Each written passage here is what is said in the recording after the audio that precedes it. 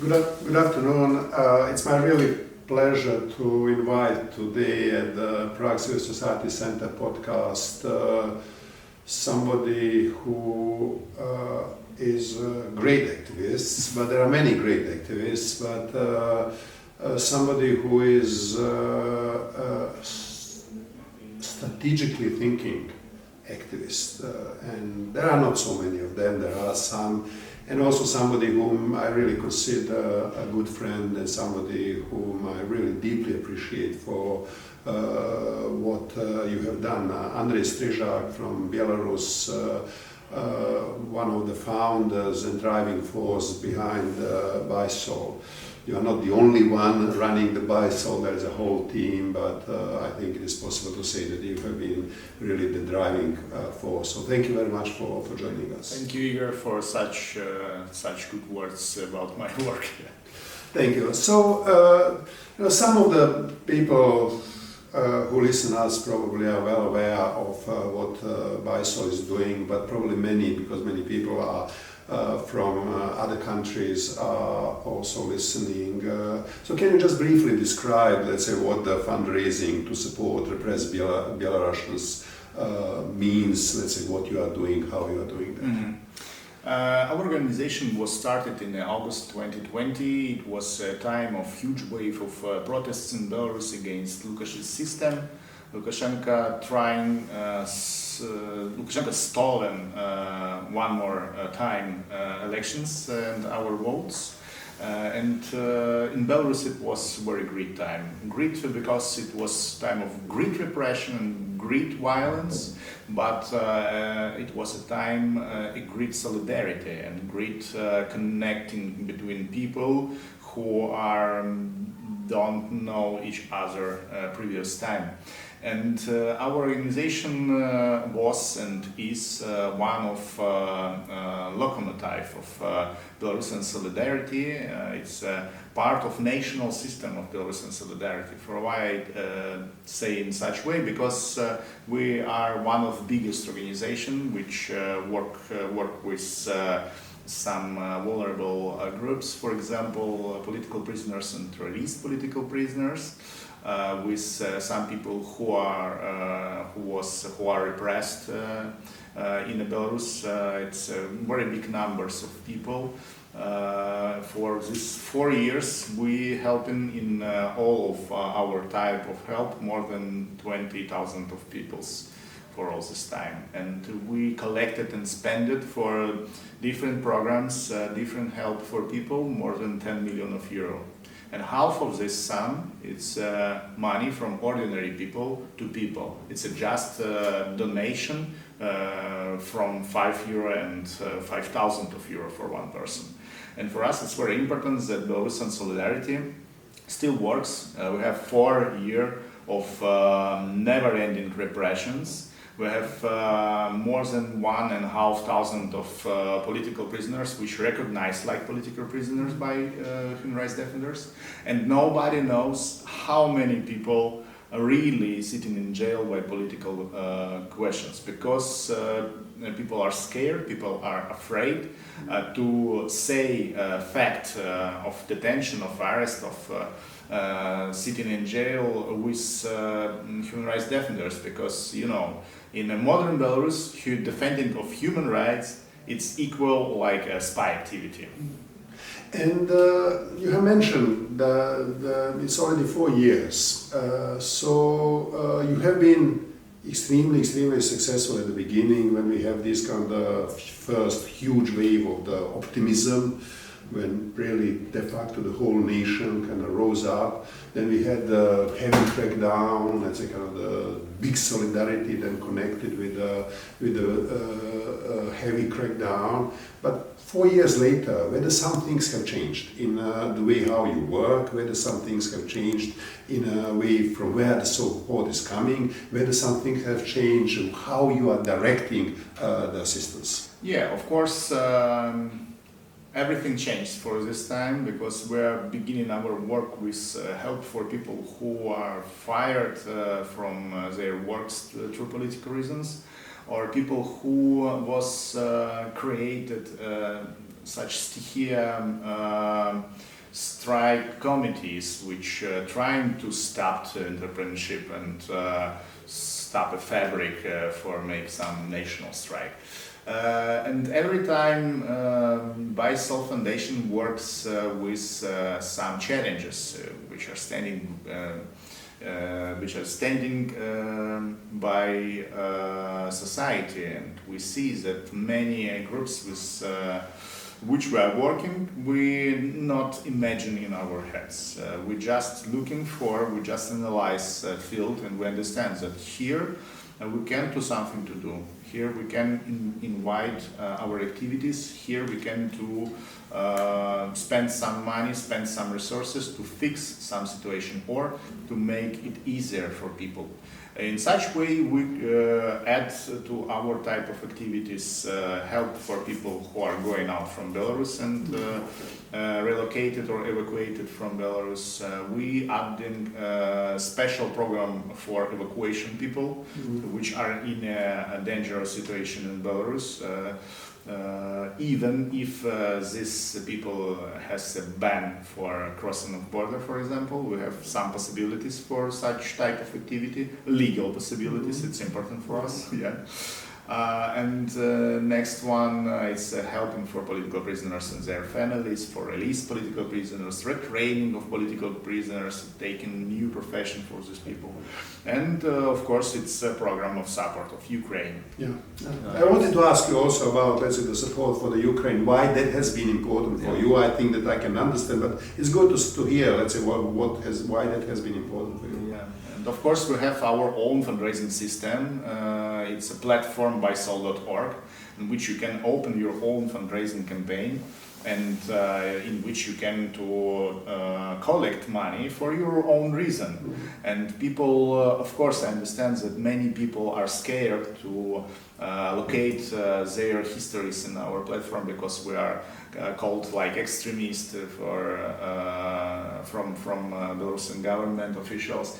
But people going to us, and for example, if it's a very difficult and dangerous situation, we make some anonymously campaign, and we prove this campaign because we have all documents, we have all verification system, and people know that this anonym it's for a reason. It's not just only something imagined, and it's a very, very powerful instrument for Belarusian society because through such type of activity we collect more than 1.2 millions of euro per year at the moment, and it's near 250 to 180 fundraisers per year.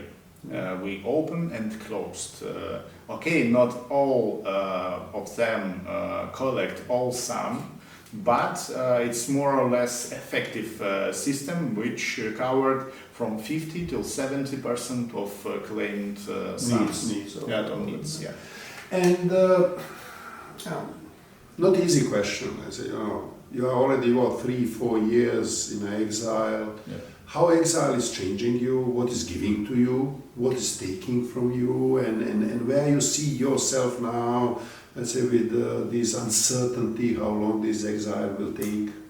It's a really difficult question because it's a question how long I'm in exile. Because in my own country, when I was in some internal exile, in my internal immigration, in some different Belarus, Belarus without Lukashenko, Belarus in which we have strong social connections between people, strong civil society. And I'm not feel myself in Lukash's Belarus like at home. It was very difficult for me, and we, as my colleagues, we trying to build some another Belarus with pro-European view of our future, with all the things. It's like a layer cocktail which not mixed from that times, but 2020 mixed all, and we understand that it's one country and we can trying to find common senses and trying to find common ways for future. But dictatorship international, they are very strong in a moment of fixing of power. Of course, they have not any chances in historical perspective, but in the moment they can very much to doing for staying in power. It's a blood, it's a jail, it's pushing for leaving country and something so. And how I'm changing myself in this history for these 4 years, I think that I can see more countries, I can see more people since that time. I'm not afraid to return back in a place in which standing my wash machine, you know. When you are going to Belarus, for example, through borders, in previous time too, every time in a border control, you're just waiting for some surprises. Yeah. And these surprises is not good. Yeah. And are there numbers, how many people from, since the protest, since the 2020-21, how many people from Belarus has finished in exile in one another way? Are there some numbers? And what's happening with them? Let's say whether most of them are still remaining focused on Belarus with a political interest, or the reality of the life force them to start to build a new life in a new place.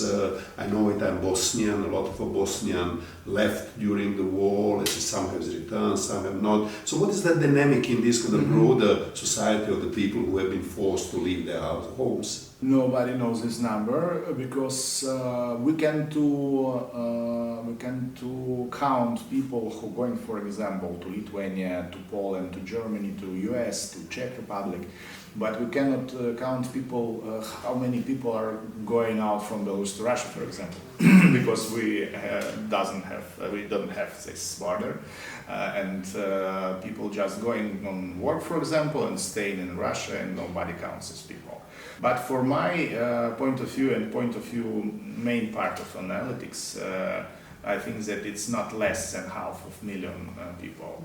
Officials say it's about 350,000, but I think that it's more. It's much more, and you know, main problem is that this wave of immigration, it's immigration of active, of proactive people who want to create something new, who want to change something in country, and of course they cannot stay in a situation of dictatorship. It's the biggest problem when we see, for example, some part of our society, like professional groups, like IT specialists or doctors, for example, we have a terrible situation in which we have such lack of doctors at the moment in Belarus. We have fallen down of GPD part, which was taken by IT specialists, by IT sector. And at the moment we have lost many and many. And you know, my friend Leonid Sudolenko, human rights defender sitting in jail for 3 years, and one of political prisoner which was released before, saying that it's hard to explain in the translation, but you know, in Russian language you have numbers 1, 2, 3, 4, 5, and it's names that 1, 2, 3, 4, 5. All what is not on, all what is less than 5, it's not jail. Yeah. This totally changing in mind and problems with resocialization, main problems with resocialization, going for people who are sitting in jail more than 4 years. And the same, I think, more or less, the same thing with immigration, with this evacuation, with this punishment, like pushing from country. Main problems with such non-returnable changes we will see in the next year when it's a beginning 5 year.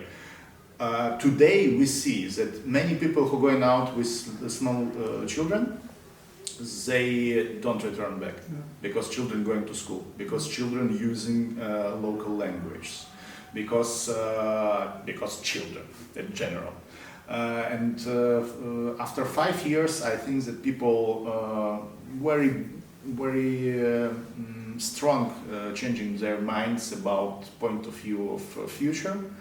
And for one point of view, it's a big tragedy and catastrophe for Belarus because we lost many brains.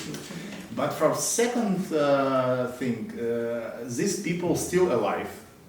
These people have some connection with Belarus because parents, because some nostalgia, because something. And when we are looking for our previous waves of migration, for example, in late USSR in the 90s, we thinking that we are lost these people forever. But we see in 2020 how internal needs for some national identification of these people tracked and pushing these people to going in direction of Belarusian, of Belarusian identity, of Belarusian flag, of Belarusian language, and something so. And I think that all it's possible when people are alive. Yeah. And I'm a little bit optimistic in this because you cannot return by your body into country, but you can return with your skills, resources, with your contacts, with your resources, with money, with something. I think that I also am relatively optimistic because these exiles are tricky and they can really kind of take you away. But I'm also a little bit optimistic because I think also a few factors. There has been a big migration, so that means the big migrations always means you carry your identity with you. You don't lose it. Because when it's a small migration, then you integrate because you don't have a critical mass. And in your case, you had a critical mass. The second thing, let's say you geographically didn't move very far away. And in a certain way, you are remaining within the part of this European big identity. And hopefully, Belarus will be integrated into the Europe in a moment when it will be free from the Russia occupation de facto, and that means, let's say, those people can be exactly very precious bridges between kind of the Belarus and Belarus integration in Europe. Do we have any either knowledge or just instinctive understanding what happened with those millions of the people who participated in the protests, but have not gone to the exile, whether they resigned or they are sitting and waiting for the new opportunities? It's a very, very near to our typical way of activity in life for ordinary Belarusian. In a previous interview, I was said that from late 18th century till today, we have very poor tradition in our country, in our Belarus. Every generation trying to uprise from late 18th, from late 18th century. And every time more active, more creative, more strong and brave part of nation trying to uprise, and Russians or the Nazis or somebody kill these people or catch these people or take them to jail or take them to Siberia or something so. And we have big part of our society people who are living today just only because their parents, grandparents, grandparents just sitting calm and waiting how it realized without me. But of course we have such group, and this group they are maybe silent supporter of of changes, because for Belarusians it's very important and it's very understandable that European perspective it's very strong, because Belarus was one of two countries with biggest amount of European Schengen and national visas in previous time. First place it was Russia, because it was connections between St. Petersburg and Finland as the main, and in a quantity. But when we are looking for quantity of visa for all population of country, it's miser. But in Belarus we have many and many these visas, and people travel and people learning something in a university in Europe, people going to shop tours, to some bus tours. It's a very difficult but interesting type of tourism, when you are sitting in bus and going for 10 or 12 or 20 places in Europe without any nights in hotel.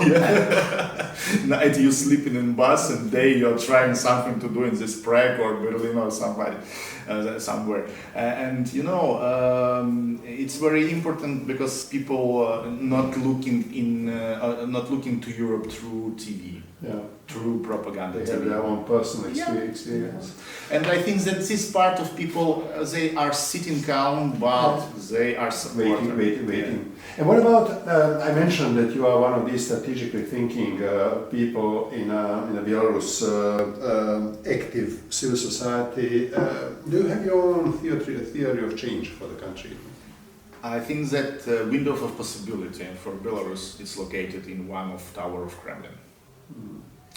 And the key for change in Belarus, it's located in Kremlin, because you know, we are, how you are very correct to say it, we are a hybrid occupied territory of Russian Empire.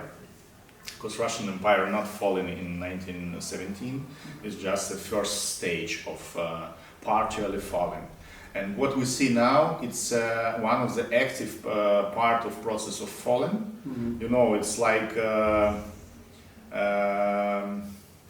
in the physics, before blast, some material it's increased. Before blast, and it's absolutely normal situation. That we see that Russia trying to recatch these territories, these brains, these identities or something so. But I think that it's just trying. It's not.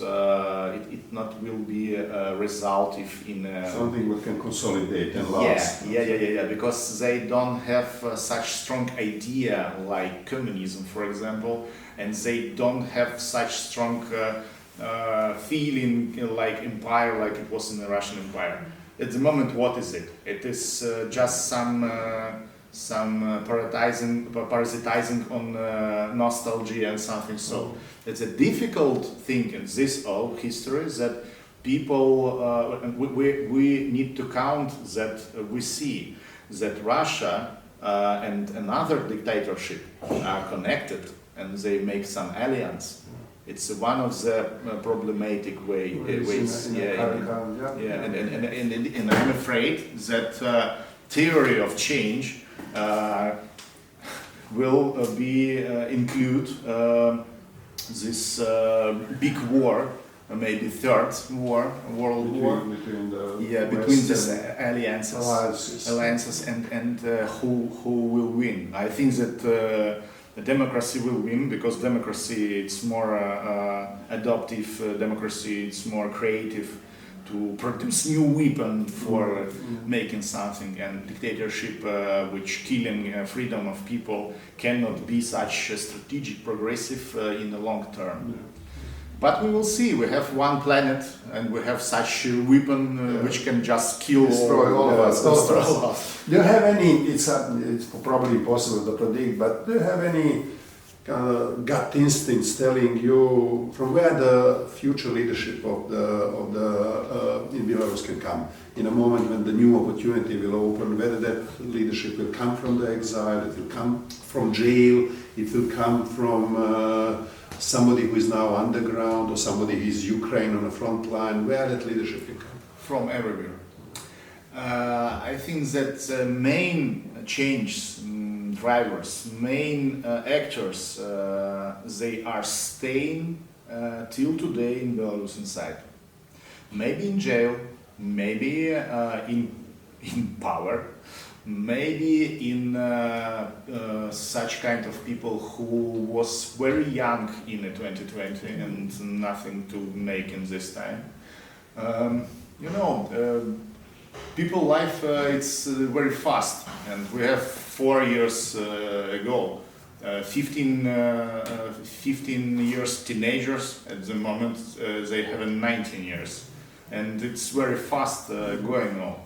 And I hope that diaspora and organizations which are located abroad, we can fast to be involved in something in active inside. But many analytics says that next Belarusian president, it's not democratic president, and it's next challenge, because it can be new power, but this new power can be not interested to cancel of criminal cases against me and to me to return to Belarus because I'm like concurrent.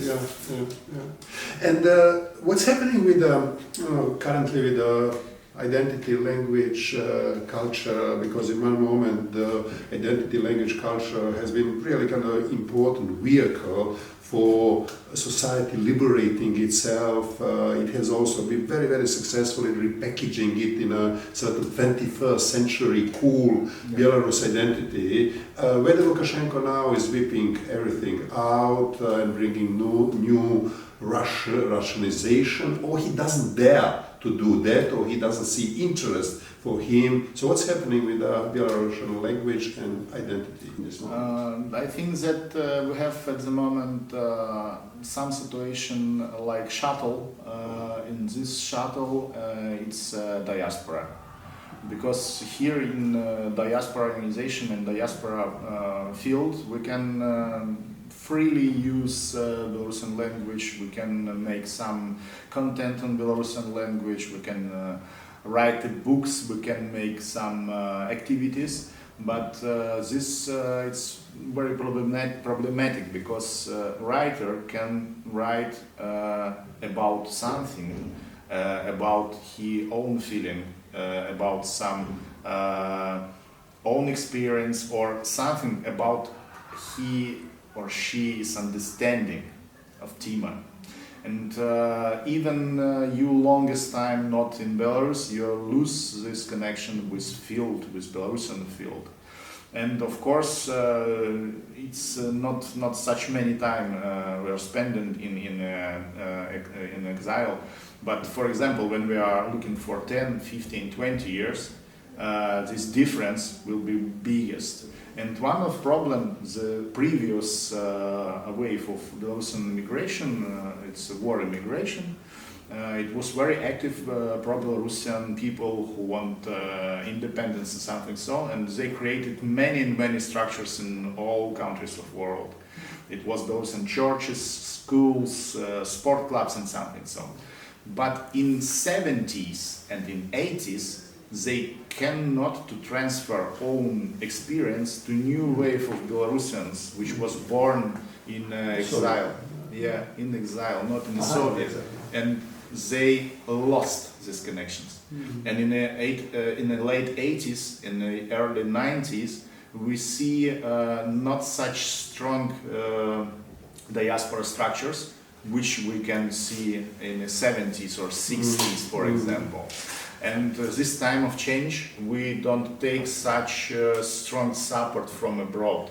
And one of my scare is that we can be in the same situation. And it's very important for me personal, my position that we need to take Belarusian language, culture and history for children which are going to school, for example, in Czech Republic or in Poland.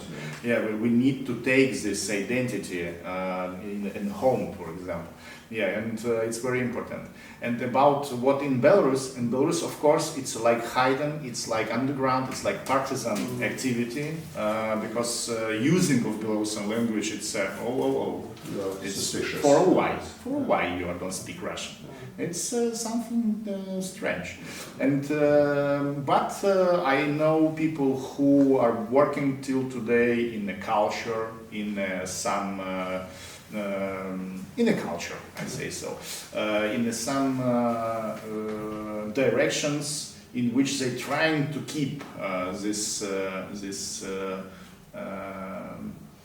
spirit of Belarusian culture and spirit of Belarusians in Belarus.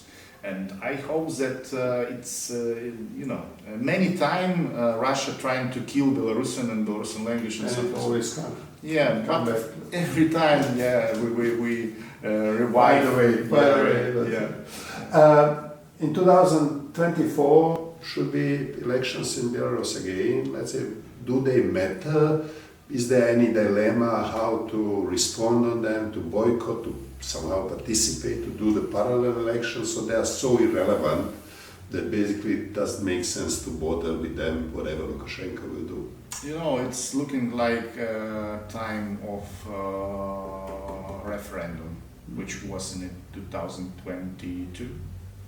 And this referendum we have maybe in 1 month after beginning of full-scale invasion of Russia into Ukraine. Nobody interesting.